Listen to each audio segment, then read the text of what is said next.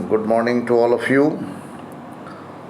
इसके पूर्व हमने इस अध्याय में चर्चा किया कि जनसंख्या की गुणवत्ता को चेक करने के लिए, मापने के लिए जो 3 पैरामीटर महत्वपूर्ण हैं, उनमें से पहला है शिक्षा और कौशल और स्वास्थ्य, जिसमें मैंने चर्चा किया था कि शिक्षा में 1950 से लेकर के 2016-17 तक ये विभिन्न सारणियों के माध्यम से महाविद्यालयों की संख्या, विश्वविद्यालयों की संख्या, विद्यार्थियों की संख्या, शिक्षक एवं यूनिवर्सिटी एवं कॉलेज, इनकी संख्या के बारे में एक 1950 से लेकर के 2016-17 तक ये सारे आंकड़ों को हमने आपको दर्शाया कि ये देखना आपको आवश्यक होगा कि किस तरह से शिक्षा का विकास पिछले 70 सालों से भारत में हुआ है। अब आइए इनका अध्ययन करने के बाद इन सारणी की चर्चा करें। आइए इनकी चर्चा करें। सारणी 2.1 की कक्षा में चर्चा करें तथा निम्न प्रश्नों का उत्तर दें। पहला है, क्या विद्यार्थियों की बढ़ती हुई संख्या को प्रवेश देने के लिए कॉलेजों की संख्या में वृद्धि पर्याप्त है? इसके लिए आपको इस सारणी का अध्ययन करना होगा कि क्या जहां 24,000 बच्चों के लिए 750 महाविद्यालय और 724,000 बच्चों के लिए 750 महाविद्यालय और 30 विश्वविद्यालय हैं, 24,000 शिक्षक और 2,63,000 विद्यार्थियों के लिए, जहां 1950-51 में थे, तो 2016-17 में अब आप देखिए कि वर्तमान में 2016-17 में 2,94,27,158 इतने विद्यार्थियों के लिए 42,338 और 795 विश्वविद्यालय, 42,338 महाविद्यालय और 795 विश्वविद्यालय और 14,70,190 शिक्षक क्या पर्याप्त हैं? इसको आपको उत्तर देना है देख करके। फिर है, क्या आप सोचते हैं कि हमें विश्वविद्यालयों की संख्या बढ़ानी चाहिए? आपको क्या लगता है? आप इस पूरे आंकड़ों को देखने के बाद और स्वयं आप चाहे नेट के माध्यम से कितने विद्यार्थी हैं हायर एजुकेशन में कुल और कितने यूनिवर्सिटीज़ हैं, उसको देख करके आप निष्कर्ष निकाल सकते हैं कि हमें विश्वविद्यालयों की संख्या बढ़ाने की आवश्यकता है। वर्ष 1950-51 से वर्ष 98-99 98-99 तक शिक्षकों की संख्या में कितनी वृद्धि हुई है, आप उसको कैलकुलेट करके यहाँ टेबल से निकाल सकते हैं अपनी पुस्तक में। भावी महाविद्यालय और विश्वविद्यालयों के बारे में आपके क्या विचार हैं? आपका विचार क्या है कि भविष्य में महाविद्यालय और विश्वविद्यालयों की संख्या बढ़ाई जानी चाहिए और इनमें क्या सुधार किया जाना चाहिए? इसके बारे में आप चर्चा कर सकते हैं, प्रश्नों का उत्तर दे सकते हैं। ये बहुत इम्पॉर्टेंट है।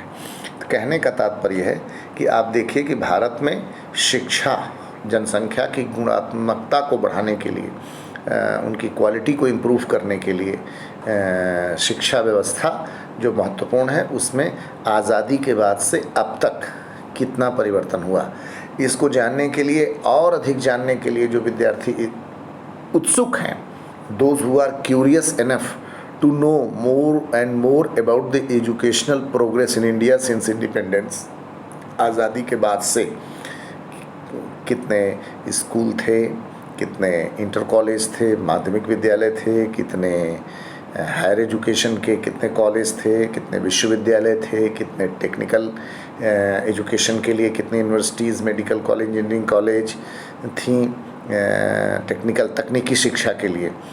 तो इसका सारा डाटा लेकर के आप ये निष्कर्ष पर निकाल सकते हैं कि आज़ादी के बाद से भारत में शिक्षा के क्षेत्र में कितनी प्रगति हुई। और अधिक अगर जानना चाहें तो आप मुदालियर कमीशन है 1952, इसके बाद एक बहुत ही महत्वपूर्ण कमीशन है, और अधिक अगर आपको शिक्षा के विषय में जानना है तो कोठारी कमीशन है 64-66 1964-66 कोठारी कमीशन एक आया था, उसको आप देखिए। और इसके बाद नई education policy, new education policy 1986 को देखिए। फिर इसके बाद है लर्निंग विदाउट बर्डन 93 को। इस तरह से NCF नेशनल करिकुलम फ्रेमवर्क और RTE एक्ट की स्टडी करिए, तो आपको शिक्षा के विषय में ये बहुत सारी जानकारी आप नेट के माध्यम से कलेक्ट कर सकते हैं। अब जो दूसरा पैरामीटर है यहाँ दिया गया है, एक इम्पॉर्टेंट पैरामीटर है स्वास्थ्य, हेल्थ। कहते हैं ना कि if wealth is lost nothing is lost, and health is lost something is lost, और if character is lost everything is lost. तो स्वास्थ्य भी हमारे जीवन के लिए बहुत ही महत्वपूर्ण है। और भारत की जनसंख्या की गुणवत्ता को सुधारने के लिए स्वास्थ्य एक महत्वपूर्ण कारक हो सकता है। देखिए, स्वास्थ्य पढ़िए। फर्म का उद्देश्य लाभ को अधिकतम करना है। क्या आप सोचते हैं कि कोई भी फर्म ऐसे व्यक्तियों को रोजगार देने के लिए प्रेरित होगी जो खराब स्वास्थ्य होने के कारण स्वस्थ श्रमिकों के बराबर कार्य नहीं कर पाए? किसी व्यक्ति का स्वास्थ्य उसे अपनी क्षमता को प्राप्त करने और बीमारियों से लड़ने की ताकत देता है। ऐसा कोई भी अस्वस्थ स्त्री अथवा पुरुष संगठन के समग्र विकास में अपने योगदान को अधिकतम करने में सक्षम नहीं होगा। वास्तव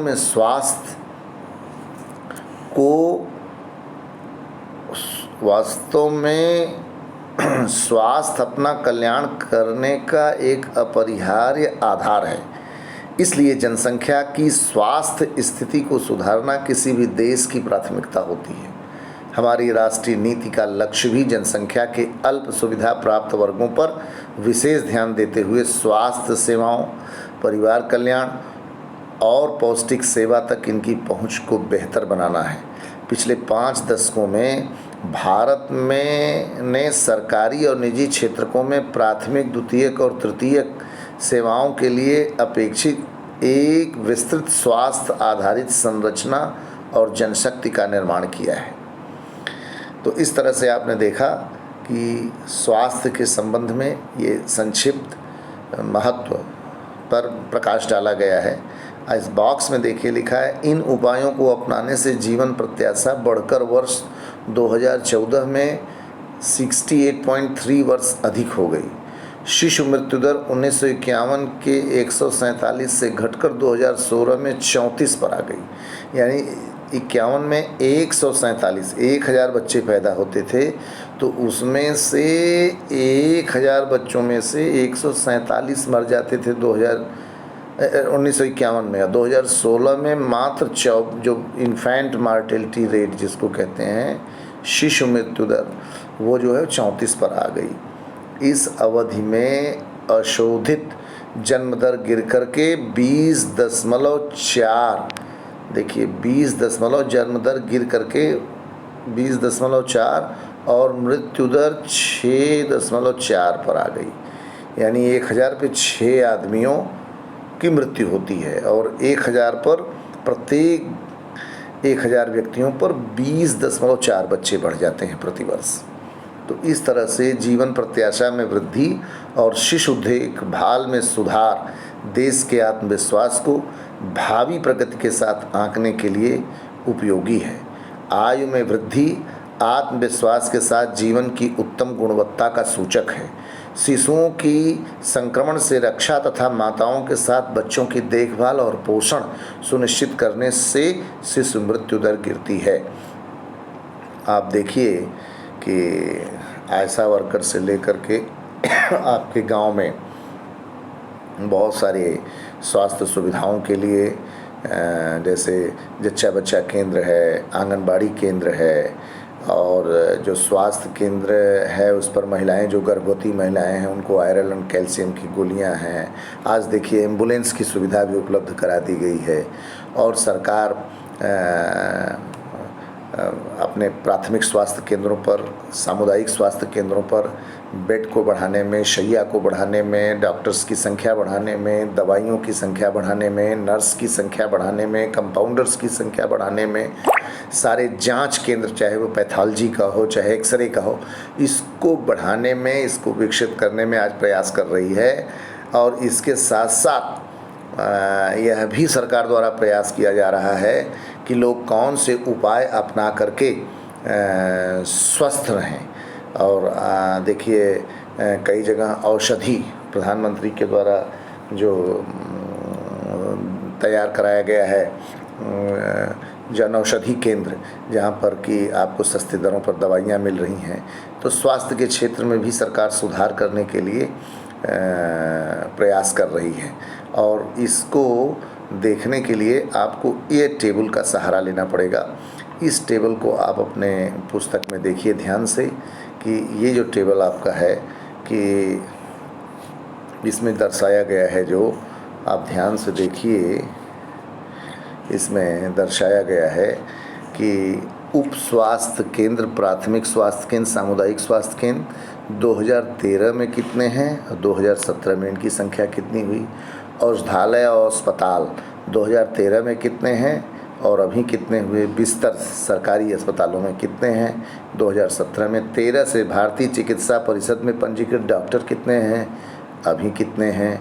और नर्सिंग कर्मी NRM प्लस RN एवं RM प्लस LHV, ये सारे वर्कर देखिए इनकी संख्या कितनी है, ये दर्शाया गया है इस सारणी में।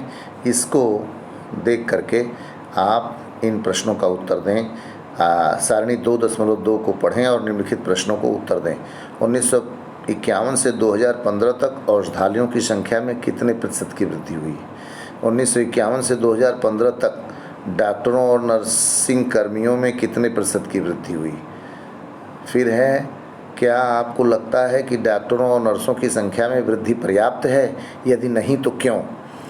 आप इसमें दे सकते हैं कि पर्याप्त नहीं है क्योंकि भारत की जनसंख्या, अब आप निकालिए कि अमेरिका में नेट्स के माध्यम से निकालिए, अमेरिका में प्रति 1000 पे कितने डॉक्टर्स हैं, प्रति 1000 पे कितने नर्स हैं। और फिर इंडिया में निकालिए, विकसित देशों का निकालिए, फिर प्रति 1000 पे availability of doctors and nurse on पर 1000 पॉपुलेशन, और इंडिया में निकालिए तो आपको लगेगा कि आंकड़ा इंडिया में बहुत कम डॉक्टर्स और नर्स की संख्या है पॉपुलेशन के आधार पे। किसी अस्पताल में आप और कौन सी सुविधाएं उपलब्ध कराना चाहेंगे।